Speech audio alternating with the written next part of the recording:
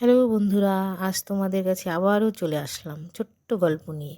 গল্পটির নাম হলো কৌতূহলী বানর।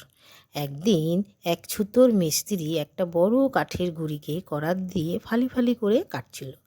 গাছের ডালে একটা বানর বসে সেই কাজগুলো দেখছিল। দুপুরে খাবার সময় হয়ে যাওয়ায় ছুতোর কাজ বন্ধ করলো। মাত্র অর্ধেকটা কাঠ কাটা হওয়ায় সে একটা ছোট্ট টুকরো সেখানে গুঁজি দিয়ে নিশ্চিন্ত মনে খেতে গেল।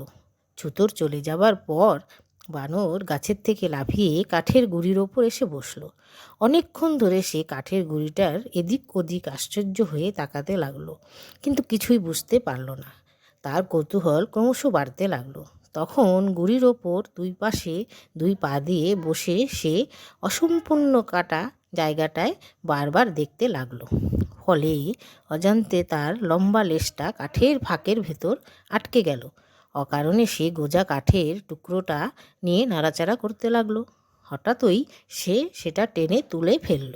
সঙ্গে সঙ্গে অর্ধেকটা কাটা কাঠের গুঁড়িটা জোড়া লেগে গেল এবং বানরের লেজটাও তার মধ্যে চেপে গেল। সে যন্ত্রণায় চিৎকার করে লাফ দিয়ে মাটিতে পড়ল।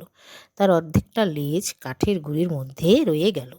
অজানা এর উপদেশ হলো, অজানা কাজ করার আগে ভেবেচিন্তে এগুলো করা উচিত।